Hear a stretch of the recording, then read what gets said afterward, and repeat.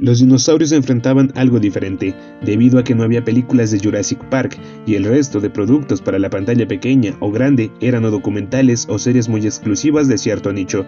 En el año de 2011, Fox estrenaría una de las series de ciencia ficción más ambiciosas de aquel tiempo, con un presupuesto demasiado alto y con una solo y simple premisa: el futuro de la humanidad es terrible, el mismo planeta está a punto del colapso. En 2149 la humanidad no puede ni siquiera dar un respiro de aire, porque todo está contaminado. Y en eso, como si fuese una luz de esperanza, se descubre una brecha en el espacio-tiempo. Esta brecha lleva a otro tiempo, un tiempo prehistórico. Un grupo selecto tendrá la oportunidad y la misma humanidad podría sobrevivir. Bienvenidos a Terra Nova.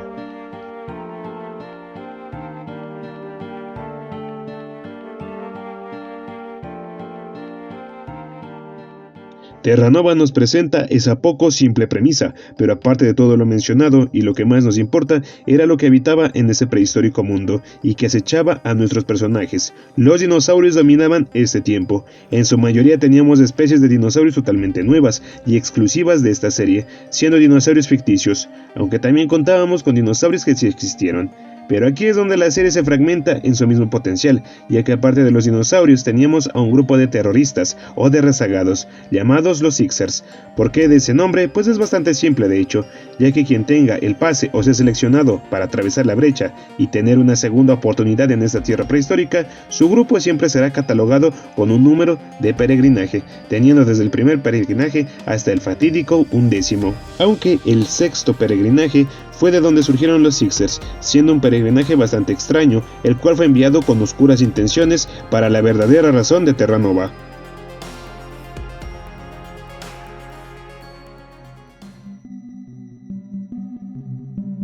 En ese contexto entra nuestro protagonista, Jim Shannon, interpretado por Jason O'Mara, un padre de familia del año 2149, en donde las reglas sobre tener hijos están bastante rígidas, siendo permitido por la ley solo tener 2 hijos, esto para evitar la sobrepoblación, pero Jim tuvo en secreto una tercera hija, además de que su esposa Elizabeth Shannon es reclutada para la brecha del tiempo, así que juntos formarán un plan y Jim logra cruzar la brecha de tiempo de manera ilegal, de polizón, ahora teniendo frente a él un mundo lleno de dinosaurios y otros peligros, teniendo que enfrentarlos.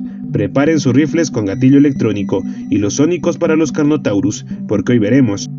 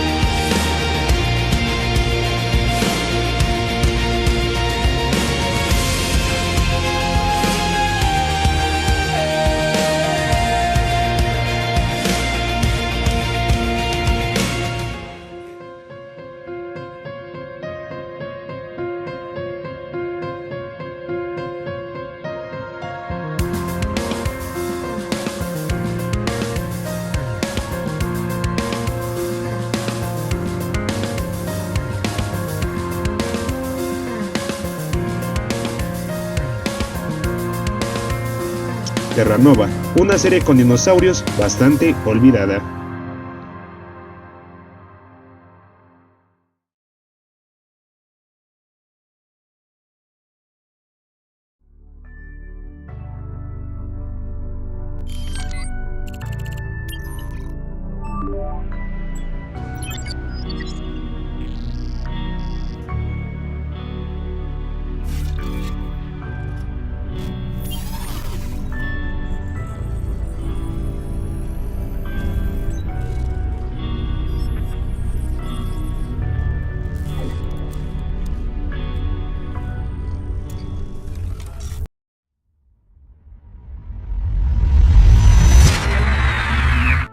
Quisiera empezar por lo que a mí parece el mejor inicio de todos en los 2 primeros capítulos de Terranova, Génesis parte 1 y 2. Como les comenté anteriormente, el futuro en el año 2149 está hecho pedazos, donde el simple hecho de ver una naranja ya es algo de novedad.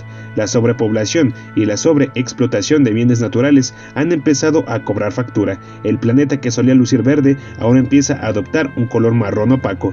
Las clases medias y las bajas sufren por la ausencia de suministros, y toda la misma humanidad tiene incluso problemas tan simples como respirar, a causa del aire contaminado. En todo este mundo los ricos y poderosos se mantienen a salvo en lo que los llaman los domos, grandes estructuras en donde el aire es respirable, pero poco a poco el precio de entrada o de compra es demasiado alto. En todo ese decrépito mundo existe una pequeña esperanza que podría nuevamente ser explotada por la misma humanidad de llegar a caer en malas manos. La esperanza es Terranova.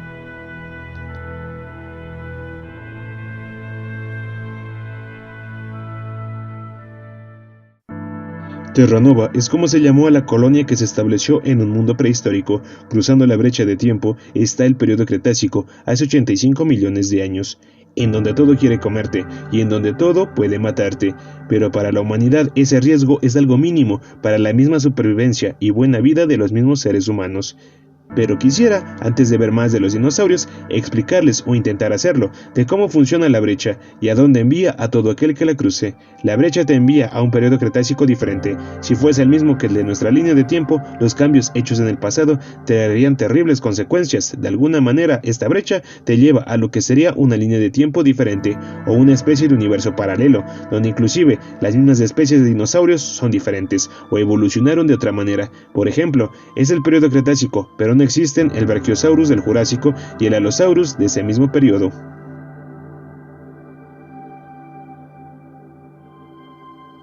Por lo cual la brecha espaciotemporal o ruptura en el tiempo de ser atravesada te llevaría a un periodo cretácico diferente al que la humanidad tanto estudió. Pero dirás, ¿qué tal si un dinosaurio cruza el portal?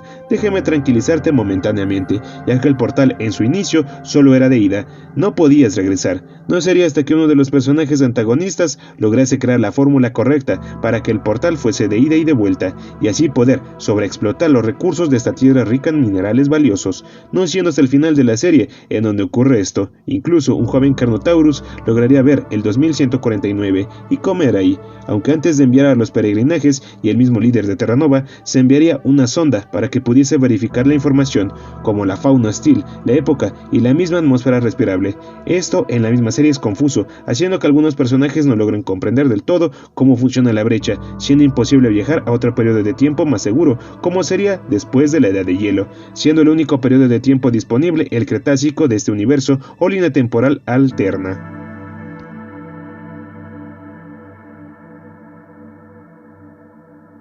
Después de enviada la sonda se enviaría a un ser humano en una sola misión para asegurar el terreno hasta la llegada del primer peregrinaje, enviando a un grupo de exploración o de avanzada. Lamentablemente por los problemas de la grieta y su inestabilidad la mayoría fallecieron al pasar. Para ellos cruzar el portal solo fueron un abrir y cerrar de ojos, pero para su líder, al no haber muerto, sobreviviría en esta tierra hostil y tendría que esperar 118 días para la llegada del primer peregrinaje. Les seré honesto, para mí lo mejor de la serie es este personaje, el comandante Nathaniel Taylor, interpretado por Stephen Lang, más conocido como Miles Quaritch de Avatar. En Terranova tuvo que sobrevivir en un mundo hostil lleno de dinosaurios durante 118 días, lo cual logró superar sin problemas, además de familiarizarse con la fauna de este periodo cretácico, siendo el personaje más rudo de toda la serie, además de tener un sentido de supervivencia. Él solo enfrentó en múltiples ocasiones frente a frente a las criaturas de estas tierras olvidadas, ganando siempre.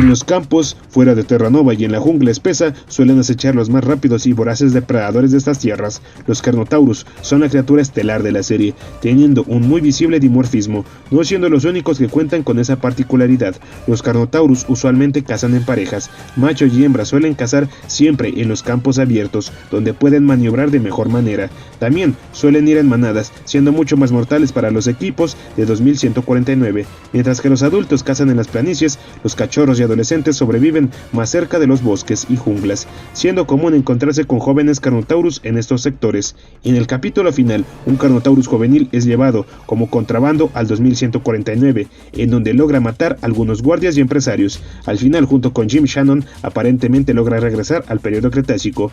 El Carnotaurus es la criatura estelar de la serie, teniendo un genial diseño, y hasta cierto punto siendo la razón por la cual muchos conocimos esta serie.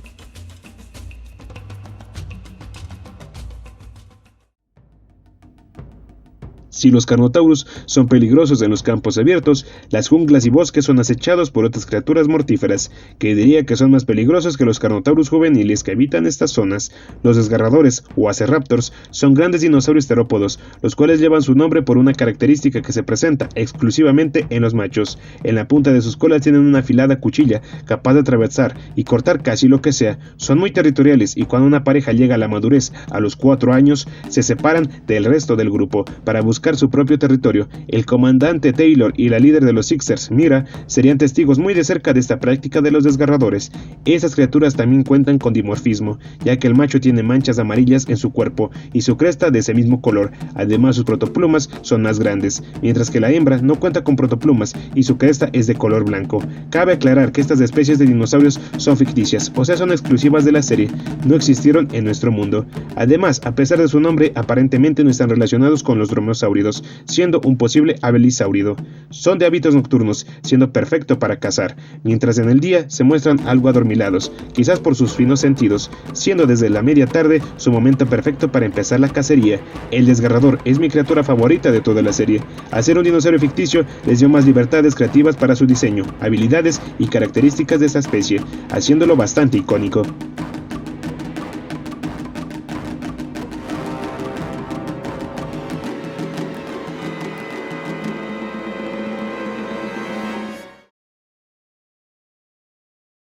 Otro pequeño pero muy mortal dinosaurio de este periodo sería el Nicoraptor, que vendría siendo el hermano menor del desgarrador, ya que también suele ser bastante peligroso de estar en su territorio o de estar a distancias cortas. El Nicoraptor cuenta con 3 filas de dientes aserrados y tiene la capacidad de subir a los árboles, siendo muy escurridizo y bastante rápido en campo abierto. Aún así no llega a enfrentar a sus hermanos mayores en la noche, además de que esta criatura sí es familia Dromaeosauridae, contando con las típicas garras en las patas.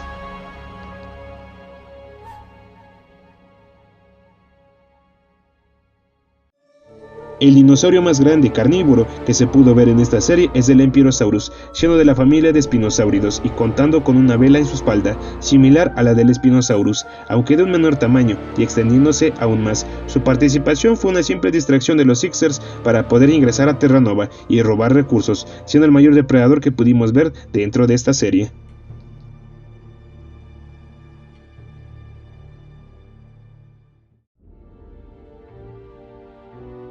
También contamos con una de las criaturas más interesantes a la par de algo desaprovechadas. El Komodo ancestral es un gran lagarto varano, el cual suponemos que por su nombre se trataría de un dragón de Komodo prehistórico, el cual es peligrosamente venenoso y tiene la mala fama de ser un cobarde, ya que morderá a su presa y saldrá corriendo. Las glándulas venenosas que tiene debajo de la lengua harán el trabajo difícil, y mientras la presa está débil, el Komodo regresará y acabará con su presa.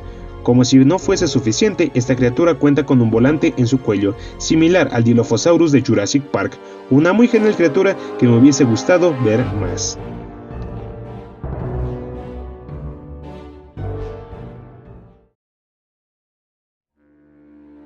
Los grandes herbívoros también están presentes en Terranova. El más grande es el Brachiosaurus. Lo pudimos ver como un dinosaurio de fondo. Los campos solían estar llenos de estas criaturas y en general solían ser pacíficos, aunque en los últimos capítulos el empresario Weaver le dispararía a uno de estos pacíficos animales en la cabeza, matándolo inmediatamente. Este dinosaurio es el del Jurásico, pero aún así habita tranquilamente en estos parajes cretácicos de este periodo de tiempo alterno.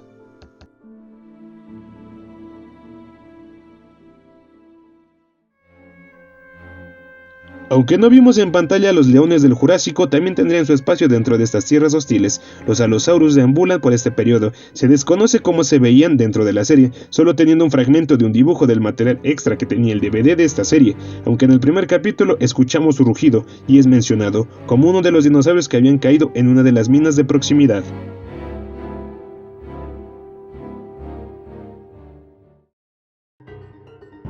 En una de las instalaciones de investigación de Terranova se presentaban habitualmente los ovosaurios, pequeños dinosaurios carnívoros, los cuales solían morder los cables buscando el níquel, que para ellos era como golosinas. Se desconoce la especie o familia a la que pertenecen, pero presuntamente podrían ser de la familia de celurosáuridos. Eran pequeños, teniendo el tamaño de un perro mediano, y aunque se asustaban de los humanos, de tener la oportunidad atacarían a un desprevenido humano.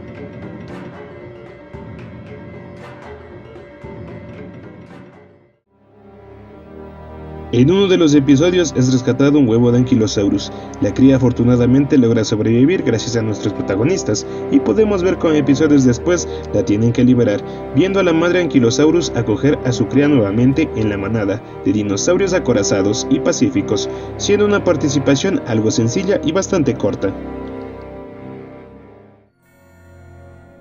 Los pterosaurios también tienen su espacio en esta tierra. Uno de los más interesantes es el Malcomus pterosauria, el cual solía migrar en temporada de apareamiento al mismo sitio en donde se formó la colonia de Terranova, atacando a sus habitantes por considerarlos una especie invasora y peligrosa. Al final tendrían una reubicación, otro espacio, en donde podrían aparearse y desovar con tranquilidad. Llevan su nombre por el personaje de Malcolm Wallace, el cual los nombró así porque fue de los principales involucrados en su descubrimiento y posterior categorización.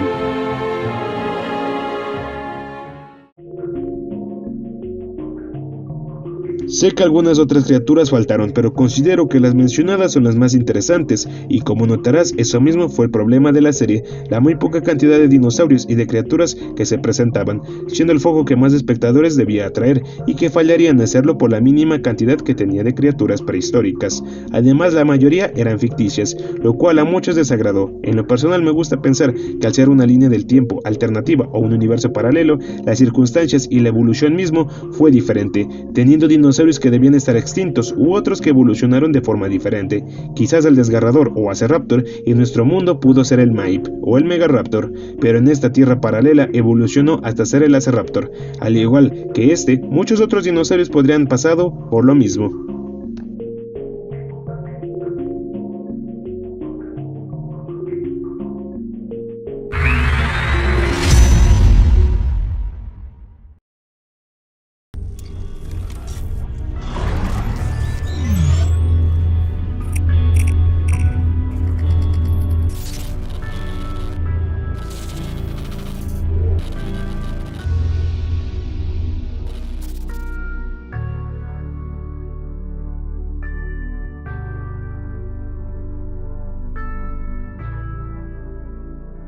Tras su primera temporada, Terranova no sería renovada para una segunda, todo debido al bajo rendimiento y al muy alto presupuesto, dejando tramas inconclusas y al final muy abierto, que no llevaría a nada. Se quiso negociar la serie con otro estudio que continuara la historia, pero el tiempo corrió y no se llegó a ningún acuerdo, dejándola cancelada para siempre, y su regreso a estas alturas ya es muy poco probable.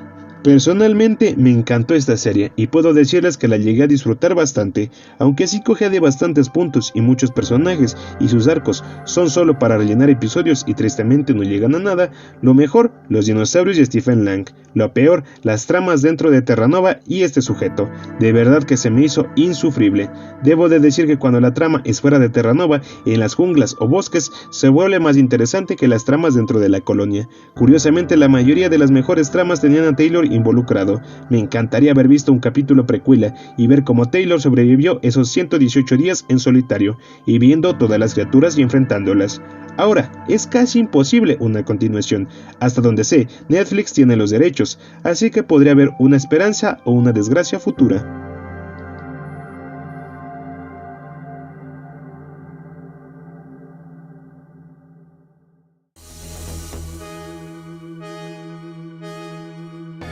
Pero bueno, en pantalla estarán viendo los comentarios destacados del anterior video.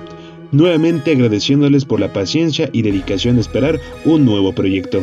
Gracias por su increíble apoyo, querida audiencia. Y bueno, déjenme en comentarios qué tal les pareció Terranova y si la terminaron de ver o tienen buenos recuerdos de esta serie. ¿Quisieran que continuase en una segunda temporada o así está bien? Como muchos, yo la conocí por el tráiler fanmade de Jurassic Park 4, en donde aparecían fragmentos de esta serie, además de verla en un anuncio del canal Fox, en donde la promocionaban junto con una transmisión de Anacondas 2 en busca de la orquídea sangrienta. Vaya que recuerdos. Como siempre, no olviden dejarme todo abajo en los comentarios. Muchas gracias por todo y yo me despido. Yo soy Genaro, esto es Gen Films. Te quedas con lo que matas y los veré pronto. En la próxima pesadilla.